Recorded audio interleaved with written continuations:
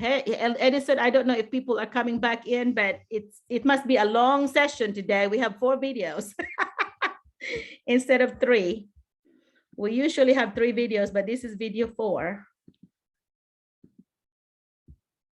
All right, video 4, hopefully last one for sure. Anyway, we have a long session today, which is okay because sometimes we have a lot of things to say. And that is good. I never want to end without finishing it neatly. So if you get behind, like, us in the middle of it, I always come back because I always believe in wrapping everything up neatly. So anyway, but there are some times when we have 4 videos instead of 3. So that was this is the 4th one. And for sure, this is the last one. We've never done 5. So, but anyway, what was I in the middle of? What was it I was talking about? Yeah, about how to treat students, right? You have to treat them like they are your family. Think of your favorite child in your life and treat them like that's your favorite child. You're going to have a stinker. You call them a stinker, which is a misbehaved child here. Do not call them stinker in front of their parents, of course, but you're going to have misbehaved children that are going to show their behind in front of the others because they're going to show that they're the boss. They're going to want to show that. Well, you need to handle that. I have a 9th grade. I did a 9th grade science in a school while awaiting for my job at Department of Ed. It was in Little Rock, and that's Little Rock. Still, there's teachers are saying, well, I don't want to teach in Little Rock because a lot of kids are in gangs and things like, which is true. But I taught for like a whole semester. And so anyway, but that was a shock to me. But there's one child, oh my gosh, she would just take over. Like you cannot, I mean, there were teachers that were quitting in 1 hour. There were teachers that were quitting substitute teaching that were quitting in half a day. And I taught them for a whole semester. So that's why the superintendent and the principal was like, I don't know what your secret is, but we want you to stay. Please do not leave us because you're the first teacher that have ever, taught them successfully. And my trick was this person, I already knew that this person was going to be that. So because I always try to ask, what struggles do you think I will face with this group, whatever, Luckily, then the assistant principal was a neighbor of my sister where I was staying in Little Rock. And so I started talking to her. So tell me some things that I could, do with this group or whatever. And she said, Merlina, this one student, and she told me about this student. She said, oh, she has a really bad childhood. She has a lot of trouble. Parents are in jail and all these things. And she's living with her grandma. She listens to her grandma. So that's the secret. You can call her grandma. You have to build that relationship with grandma. And she also is close to me. When I found out about that, and she said she always wants to hang around with me. So now I found the carrots I need to dangle, right? So Miss Jackie said, anytime you want to send her to me, just tell me, just send her a folder. So then when I did my lesson plan, I had this person's folder always. So whatever paperwork that I was doing that day, I always have that and my lesson plan too. And I would print it and I would put that as her folder. So when she misbehaved, I would talk to her outside and say, okay, sweetheart, looks like you're not being successful today. Looks like you're not very having a good day with us. And, I want your classmates to learn. And if there is something that you need to be talking to be, something that you need to discuss with Miss Jackie, I would love to send you there, but you have to earn it. I did not want it to be a punishment. Like, you have to earn it. You have to, we are doing this particular activity. You have to behave. We have to be able to finish this. And then after this, we're going to do this. If you behave in those 2 things, then I'm going to send you to Miss Jackie. You can then spend the rest of your time with Miss Jackie. I mean, I had her to earn it to go because she wanted to go there. She wanted to feel special and be talking to her and so on, because she's always, she had 2 or 3 years with her and knew her really well. So she had to earn that from me. But I never threatened her. Because she's like way taller than me. She was like huge and tall. She could just like bump me and I will be gone. But anyway, this kid is huge. And so I'm like, so I would just like, well, I want you to know that I respect you, that I'm not going to demand respect from you. And I want you to earn that from you. But at the same time, I want you to respect your classmates. And these were the things I said to her privately. In outside, well, I'm, peeking the, there's usually the doors have like windows. And so I was like peeking, make sure the others are also behaving themselves. And I'm over here talking to her and I would peek, all that. But anyway, so later on, she really got, she would do things like, I had some plants there, like a bamboo plants with like little rocks in there. She would throw them and then laugh about it. Like, I said, oh my gosh, somebody could get blinded. You do not throw things like that. You know, she would pull all kinds of things like that. And she thinks it's funny. She makes everybody laugh, and the others were laughing. And so when she left, I also talked to the rest of the class. I'm like, you are encouraging it. You're not being supportive because you are encouraging that behavior by laughing. So the next time she does something like that, I want you to ignore it. Do not even react. I'm not going to react. I'm going to give you something to do, and I'm going to talk to her. But I am not going to react and be shocked or whatever. I'm not going to have a reaction. I'm going to calmly talk to her. And that's what I'm going to do. So please help me, support me by doing this. This is the expectation that I have of you, the rest of the class. This is a whole team. We are a team. And if one team needs help, we need to help them. And this is what you can do to help us become a whole, a really positive learning environment, a positive classroom environment. That's what we need, because we need to have this family feeling in our classroom, not something like somebody's in trouble all the time. I do not want that, because you do not come here to get in trouble or to laugh at somebody. You are here to learn. And you're already in ninth grade. Ninth grade is the very important grade, because that's when when you apply for college, you're going to look at your 9th, 10th, 11th, 12th grades. This is so important for you. So anyway, so I was just like having that little conversation with them when Faith when I don't mean to say his name, but when that person was not there, we had a talk, and it's almost like we are her extra help. And she felt that, and like I had to come up with some really creative ways to teach science because I was a literacy folks, right? And I have to teach science in this charter school. So I'm using literacy strategies such as they have to act out, like biology, for example. So they have to, these biology terms, I don't believe in memorizing or copying definition. That is the worst thing you can do. So they have to know that by heart, because they have to act it out. You have to act it out, and then they have to have the word, after that. And so they have to put a scenario, and then they're videotaping. So if you don't want to do that, so she became my video person. So she didn't want to be in it. So I said, okay, then you'll be my camera woman. So of course I have to have a note from every parent saying it's okay to videotape them. And then after that, they wanted to see themselves, right? So they have to earn that. Everybody has to behave, including your camera woman. And if you behave yourself at the end of the period, you're going to get to watch your performances. And so anyway, sometimes they don't get it. So I'm like, oh, sorry. So just ruined it for you. Maybe next time you can watch it the first period next time, whenever I see you again, So that was really helpful, because I was able to teach them. And then I had to model the things that I want them to do. So if it's role playing, I have to model that. If it's, any other poster making, anything that I did with them, or any technology stuff, I have to model it for them. And then so whoever misbehaved, like that person, she was always my assistant. And then she has to earn that too. So if you're going to behave whatever, you become my assistant. But if not, nope, we're not going to be assistant. My assistant's good. So they, you have to make them your helper, but at the same time, let them earn things, but to me, positive reinforcement has always been more effective for me, especially in the middle school and up. Elementary, they're kind of a little gullible. Like you can pretty much bribe them. But in the middle school and high school, they want to be treated like adults almost, like young adults, like they are. And they kind of would like to be treated like, maturely. Because if they think that you're acting like, some of my 11th graders were like, Miss McCullough, you have taught so many years in elementary. We can tell that because you treat us like your elementary students. How did I do that? But I had that environment where they can actually talk to me, and they know they're not going to be in trouble. They can speak to me. And if they don't want to speak to me, they can write it down. I have this little jar, back burner jar, that they can write like little pieces of paper, to recycle papers. I would cut them in pieces, and they get to write it down and put them in this jar. And I check that jar every opportunity I have.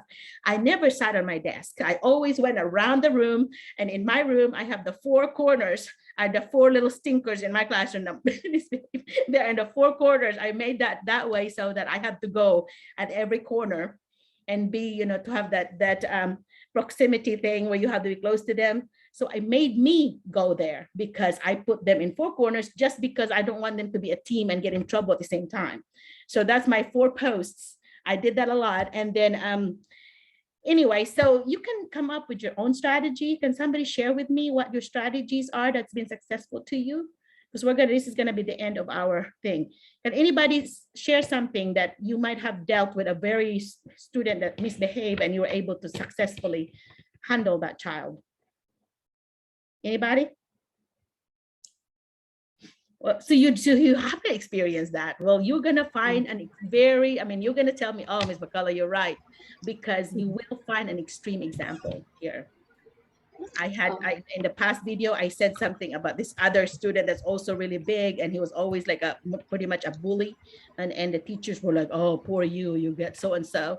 And I got this child from flight. He loved to fly. My husband's a pilot. We had a plane at that time.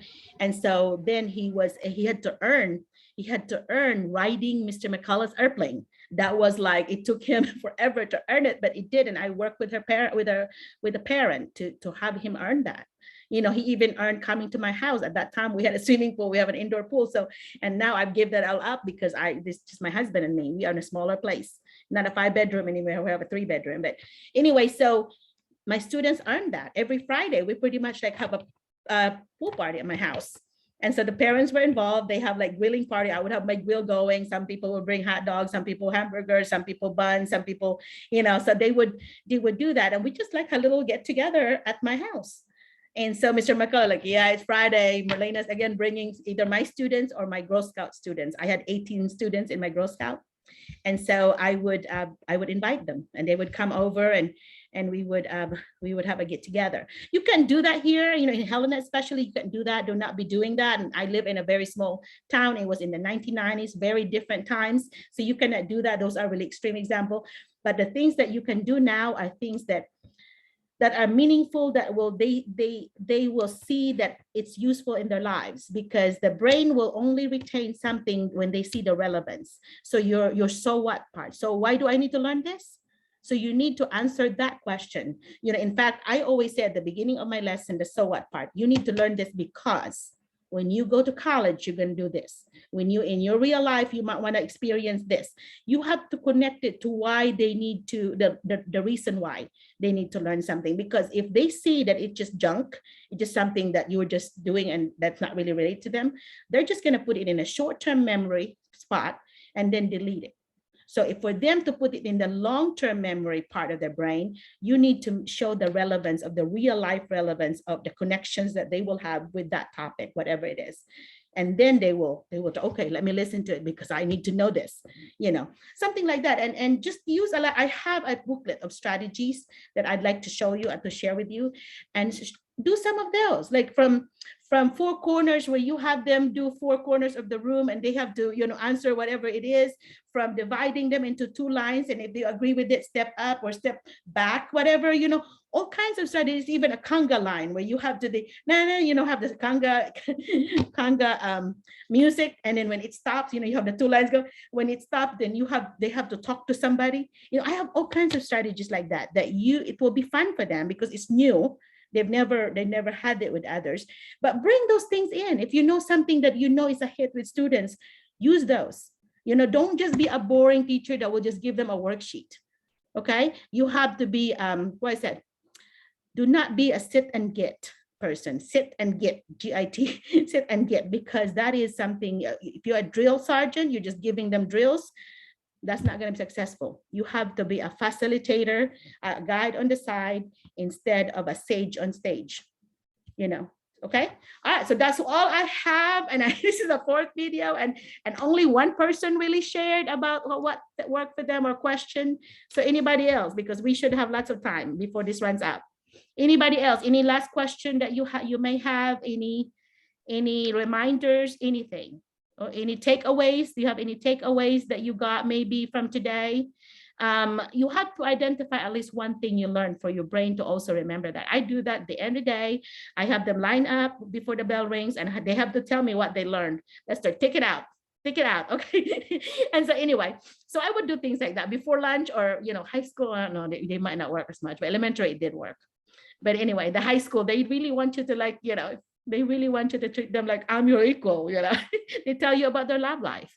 I do a lot of writing at the end of the day, 15 minutes before school is ending, before my class is ending, they have to write reflection journal. And that's a daily thing. So I get to know about them because their journal will tell me what they're feeling. Oh, I broke up with my girlfriend or my boyfriend today. My boyfriend had another girlfriend. They put that at the end the personal thing, but the very part they have to show me what they learned. But then in the last paragraph or the last part, they can tell me anything they want to. Okay, because that's a way for them to express their feelings, to an outlet. So it worked for me. I really got to know my students because of my reflection journal every single time I meet them. And I have a spot in my room where they put it there. And then anytime I have extra time, I always look, okay, because I just like put a check on it or I have stamp on it. And if you have a lot of people, you can have a person that's the smartest in your group that's always one finish early. They can stamp those without reading. They have to just stamp to see that it is being stamped. Do not read, people you trust.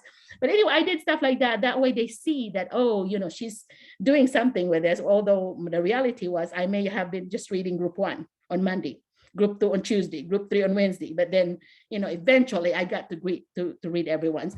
But the 4 thinkers in my room that's in the post, I read every day. I want to know what they're feeling. The people that you're really concerned about, read it every time because you want to be able to respond to them. The others, they're going to be okay. Some students will be okay whether you're there or not. They're going to learn, right? One of my best experience was in the Philippines, in Taguig, Manila. And I was a lead, evaluate. Oh, no, I was not lead. I was a member. So we were going to the different classrooms, right? And this is a Catholic school, really expensive school. Like the tuition was like really high. I want to say $50,000, maybe $1,000 for 6 months. I don't remember, but anyway, it's really high. Like these kids were kids of executives. In fact, their lowest subject is Filipino because most of them are speaking English, at home. And anyway, there was a Starbucks there, and I was there, and I met one of the executive, a Korean one, and they live in this big condo that was like maybe 500,000 pesos or no 500. Anyway, it's expensive. I did it like I thought, oh my gosh, Filipinos will never be able to afford it. It was really high every month. I don't remember the amount, but anyway, so when I went to this school and I went to this classroom, I thought there was a teacher there because they were so quiet. Everybody had a computer and they were doing something. They were so busy. Like, no, you cannot hear a single drop of pen. It's just so quiet. So I looked for the teacher. You know how short we are. Sometimes we just blend in. There was no teacher, guys. The teacher was absent and was sick that day. So the teacher was just communicating with them on the computer. And they were just pretty much doing everything, and nobody misbehaved themselves because they were that disciplined. They were that interested about learning. You want to get there, but it might be impossible for us to get there, as in, not very many US schools would be able to get there. That's like an example that I have. And another classroom that I observed that I really love was, she was so creative. She was like English teacher. And anytime they were studying something, and every time they have to answer, they have to make it into a song. Now every time in a tune of something, either happy birthday tune or some common tune that they have, and they have to answer it in a song form. I was wanting to stay there all day because it was so funny. It was so fun because this teacher, I think she said she really loved music, that every time they do something, she either had the music on or they had to answer her in song. It was fun. Anyway, and she also did some acting out. She was high school. But anyway, okay. So anything else? Strategies that work for you, or anything that any comment? Please, everyone, let's talk, please. Anybody answer? Let's start with Edison. Edison, can you tell us something? 1 sentence, 2 sentences, whatever. We need to wrap it up neatly, is all. Okay, according to the journal that you have shared a while ago, I'm using also that in my classroom, especially in values education subject, for me to be able to assess whether my student is learning or not, or he has some personal issues with his classmates, with his parents, because I believe misbehaving students, usually the problems are rooted from their family issues. Yes. Like, let's say their parents are fighting at home, the child doesn't have peace at home, that's why, and then say the outlet is the school. Yeah. So anyway, I used those kinds of situations already. Oh, And good. my heart is for students, so I really apply time in each of my student, understanding their background, and as talking also to their parents privately, so that Yes. we can help each other solving the problems of their kids. Yes, yes, you got it. You're teaching like me. Sounds like you're teaching strategies like me, like mine. What I did was with that school, I had 150 students. Okay. I went and got all the numbers of the parents. I have them down. I put it on my phone actually. Some teachers will not give other number. I believe in giving mine because I believe in putting emotional deposit to form that positive relationship with the parents before I do a withdrawal. Withdrawal is when they get in trouble and I have to call them for that. But first of all, I introduce myself. I'm Dr. McCullough. I'm teaching the science, for your ninth grade student this year. And I would love to meet you. And I believe that parents are partners in education. And I would love for you to be able to just text me, call me, or whatever. This is my number. And I hope that it's, it goes both ways, that I could also contact you because it takes both of us for your child to be successful. I did that with every one of them. Some of them I have to reach through email, some of them through machines, but they knew me. And so, of course, if they have a very good experience in your classroom, they're going to go home talking about you. And so some of them, when I talked, by the time I talked to some of them, it's been that week has been over and they already had really positive things about what I do in my classroom. So, so you're the famous Miss McCullough that that my son or whatever, my grandson said. So I said, oh, thank you. That's so sweet. You never know. In fact, they hold it in their chest, especially ninth graders and up, how they feel about you. They don't do that. They say it at home. And that's how that's how I know, oh, that's good. I've been successful, I guess, because I hear that a lot with my parents that they like me. And the students do not know, do not even tell you that in your journal. They choose, but then when I was leaving, their letter to me made me cry. They were so special. And the funny thing was, they're mostly Black students, and the language is a little different than what I know. And so one of them said, Miss McCullough, you're a dope. And I'm like, oh my gosh, I'm bad because dope is like a drug and drug is bad. They were laughing. The Black teacher friends of mine were laughing in the lounge. Dr. McCullough, they don't say that about teachers. They say that about you. That's a really good thing. That's a really good compliment. I'm like, oh, I thought dope is like bad. And they laughed so hard. And I'm like, okay, then I learned that dope was good. So in that context. But anyway, but the journal, they are not necessarily going to tell you. They won't butter you up. They call that, they won't tell you how they feel, but they will tell the parents. So having that good relationship with the parents really helped. One of my other class, that student was misbehaving himself.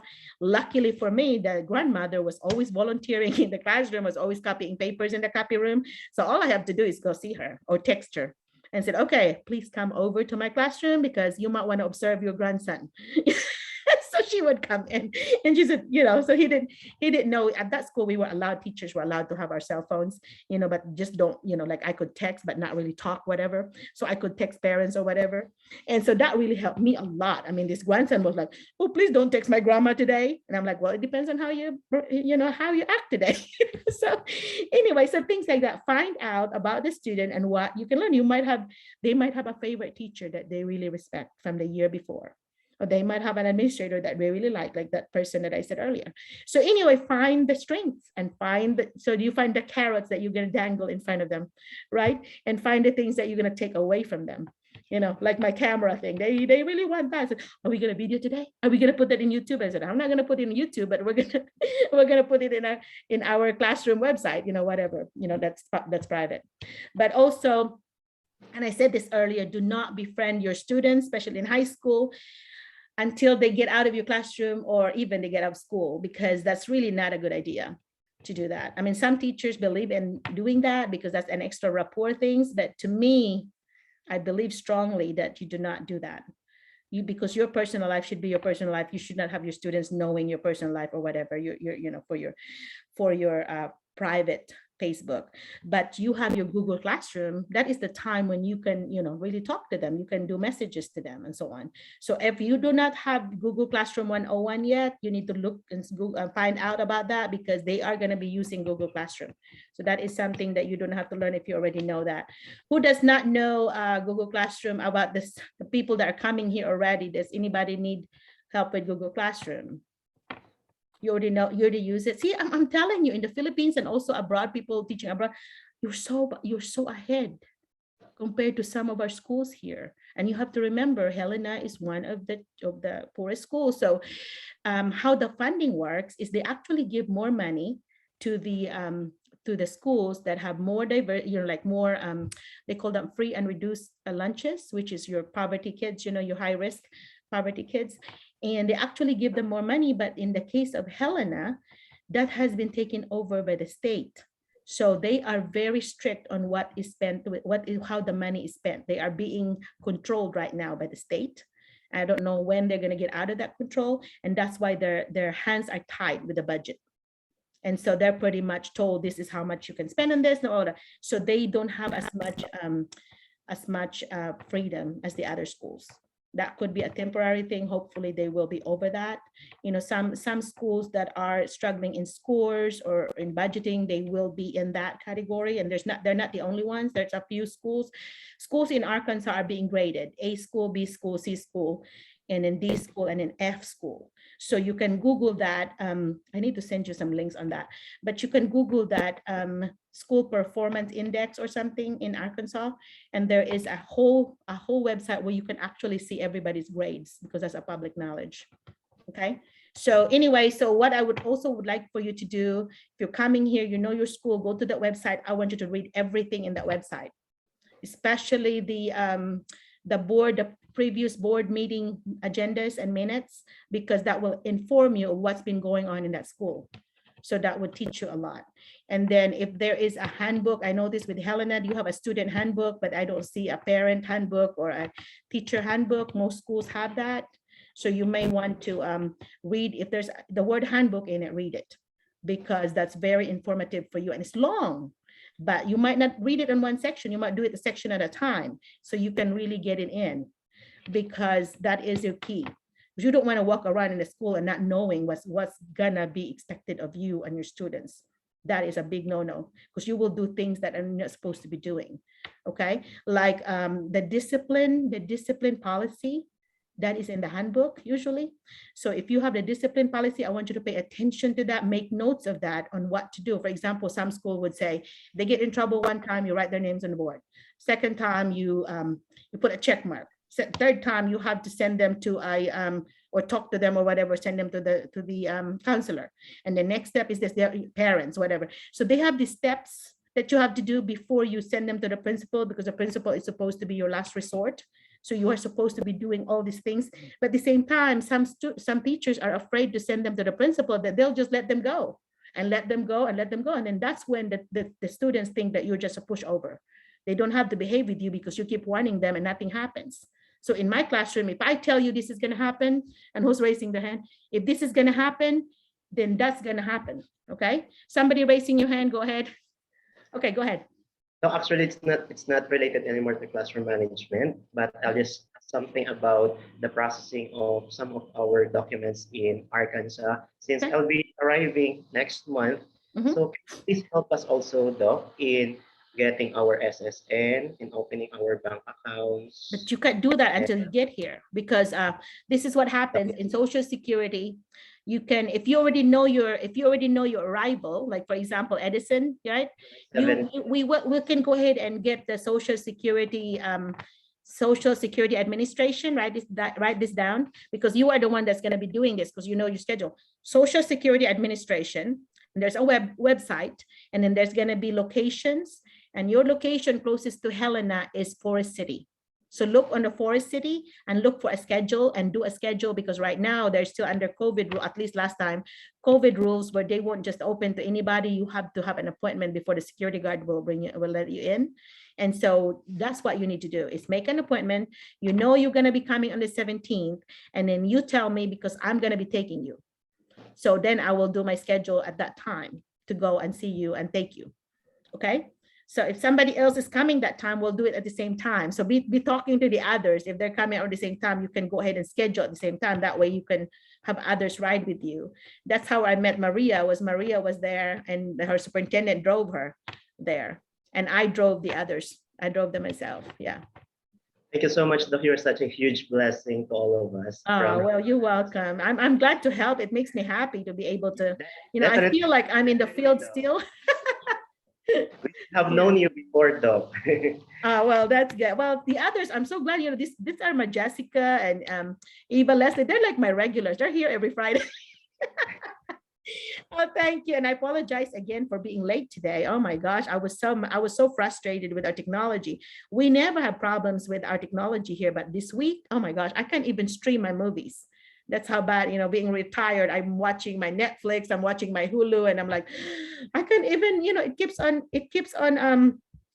on stopping, and I have to redo it anyway. So that's what's going on in my technology right now. I don't know if it's some, my husband thinks it's because of the summer, they have some solar flares or something, whatever it was that he was explaining. He's an electrical engineer and a cable man, he built cable company in Cebu, by the way. Do you know the origin of Cebu cable? Sky Cable. My husband taught the owner of that. He stayed here in our home for 2 months. He learned everything. He used to teach at us San Carlos. He came back there and built the cable company. And we went back there. We went by there a year or two later, and he has this big, place with 100 people working, and 10 trucks or 50 trucks. I don't remember. Anyway, and we were treated like celebrity. They even have like a studio in their building, and we were like, oh, this is my mentor. This is my mentor that taught me how to do the cable company, and we were like celebrities. Took us out to eat and so on. But that's the first start of your cable company was Mr. McCullough, engineer McCullough, taught engineer Mario Victoria how to do it. I think Mario has sold it since then and is now in New York. But I need to get a hold of him. But anyway, okay, well, yeah, you're welcome. And anybody else that would want to share something? Kathleen, you're kind of quiet. You have something you want to share? Did you gain something? A question a while ago, Dr. McCullough, and yeah, I just felt like, I love your vibe, your energy, and it makes me more excited, Oh, good. Good. You can take a test on adultadd.com, and 80% you're an ADD, but I'm 70. So I'm not quite there, which means that, it said ADD kids or ADD adults, it's like a channel that keeps moving. Well, mine is like, I'm obsessed with finishing. Like if I start something, even if it kills me, I have to finish it. That's why I'll tell everybody before that I would read Harry Potter. I would pre-order it. You know how thick Harry Potter books is? I would read all of that all night. I won't sleep. Then I would be a zombie in the morning, take my shower and go to school as if nothing happened. But I'm so sleepy by the time lunch comes. I remembered one time I didn't even eat lunch. I was just like, close my door. I had 30 minutes, right? Close my door. I just lay down on my desk like this, and I set my alarm 5 minutes before the kids come. I had to do that. Otherwise, I could not function. It's terrible. But now I am so good at not sleeping. I'm like, it started when I was taking my doctorate degree, and I have to do research all the time, and I hardly slept. So I can be up to 2 days, and that doesn't faze me. My sister is like, oh my gosh, you can do that. And I'm like, yep, I can do that. That's no problem. I kind of trained myself, and they said it's not good for your brain because that means I have a lot of coffee, and I'm like over there trembling. Like I can't even hold my coffee really well because I had like a million cups, it seems like, and that's not good for you. Don't do that. Okay. I'm showing you what not to do. So my sister, my daughter, she's so funny because they said that if you don't have sleep, then the chemical that tells your brain that you're full is not being produced. So that means you're always hungry. So if you don't have enough sleep, like, Bilal, or, you're doing, somebody dies and you're playing games or whatever. And if you don't have sleep, you're hungry. That's why they feed you all the time with the snacks and stuff, because there you are going to be hungry all the time. And, I was 88 pounds when I came here. Very small whenever I came here. And now I'm like not double that, but at least 50% more than that. And my excuse is 23 years old. Jet is 23. I cannot use him anymore as an excuse. My kids are 23 Jet and 32 Stephanie. Stephanie is now a doctor also. She's a PhD in psychology. So she's a child psychologist. She just graduated. She lives in Hawaii.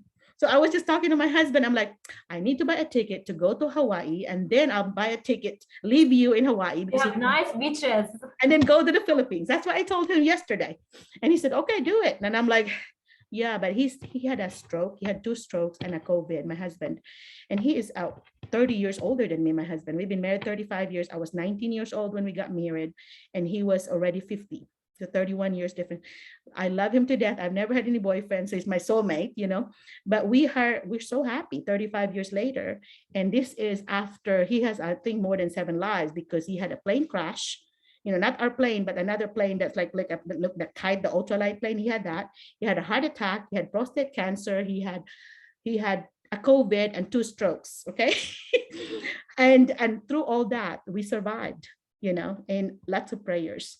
And so anyway, but we are still going. We are still very dedicated and happy, and he's very supportive of me. He knows, okay, yeah. Did you forget your Zoom over Friday? He knows my Friday that I am Zooming, and in the afternoon he knows that at 5 o'clock I am going to my bingo. He said I would be at my mom's, who lives 5 minutes away. He said, so dear, do you remember the time? I said, why? Oh, you have to go to bingo, remember? I'm like, oh, this is a good husband reminding me to go to bingo, because Salem is so small. There's no other, we have to drive 25 minutes to go to a movie theater. So there's nothing. So on Friday, that's where the old people go. And I'm one of the younger ones there, but we go to bingo. But my gosh, the jackpot right now is $5,000. 250,000 pesos if you hit that jackpot. And I've been a lucky person. I have won 10,000 before, in the casino. So I'm pretty lucky. So I am like, I don't want to skip because somebody's going to claim that money. But you play for $1. I mean, the thing is $1 each. And I think for the whole game, usually about $15, $17 maybe. Anyway, but you have one game that you win. There's a lot of games, more than a dozen games, different games. And so then you win $50, $60 in one game. And nearly every week, I win something. So I'm ahead of it. I have this little bag that I bring, with the bingo. So I put all my winnings there. So I would look and say, okay, I'm not ahead. I'm not behind yet. I'm still But then when the Filipinos come, we all go to bingo. Like Maria and them, they came, and Marie Chris, and I took them, and I think only Marie Chris won something. Eva, your cousin, is that your aunt, right? Eva, that's your sister. Eva's not here. Anyway, so that she won. She was the only one of all of us that went that night. There were 6 of us. She was the only one that won. But anyway, so every time I said, I have to bring you on a Friday night so you could play bingo with me. simple living. But 1 hour from you, 1 hour from Helena is a casino. Oh no, 10 minutes from you is where I stay because I get free room and free food. So I always stay there every week, and I will take them there to have free food, free meals. And then, and they gave me free money. And so I would always share I would just to get you back, whatever. But the thing is, because they're giving me free room and it's more than $100 normally, and they're giving it to me. So if I even spend $100, I feel like, well, I just paid for the room. That's all. So you just have to have a limit, and you leave your credit card home. You do not want to be getting money from your credit card. You do not bring your check either. You do not want to write a check. So anyway, so I'm saying, that is not good to gamble, but because I stay with them and it's for free, then I have to play for at least an hour. Usually I kind of just show them that I did play a little bit, especially the free money. And the nice thing about it is that I've been so lucky that the free money, for example, $130, for example, and then it becomes $200, it becomes $300. So my husband said, they're not gonna give you a free room anymore because they're actually going behind on you. Give me free money plus free food and free room, and then I take home money instead of giving them money. And so, but that's not going to happen all the time. You're going to have days where you don't. But that's the only in Helena, that's the best hotel in town. That's the best hotel in town, and I feel so safe there, and that it's fun because they close at 1 o'clock, so I have to go to bed before midnight. So I still able to sleep, because I have a 4-hour drive the next day. So, but anyway, once we arrive, are we going to stay there in that hotel once we arrive? You have your own room, but you're welcome. I am friends now with the host, the casino host there. I know him now, so he can give me more than one room. You see, so I'm like, hey, I have some. Especially if you have I find that if you use the teacher card, For example, I would say, hey, you know what? I took some teachers before to Las Vegas. I called the host and I said, you know what? We're just like really old, really tired teachers. This is May, this is the end of the year. And I really want to treat my co-teachers trip to Vegas because they just passed their national board certification. National board is something you can take when you have been here 3 years and have your standard license, and you get extra $10,000 for the year. At that time, it was 5,000. Now it's 10,000 a year extra above your pay. And so these are my two good friends, and I told them, if you pass this, I'll take you to Vegas. Of course, I will do it. If I promise you, I'm going to do it, even if it kills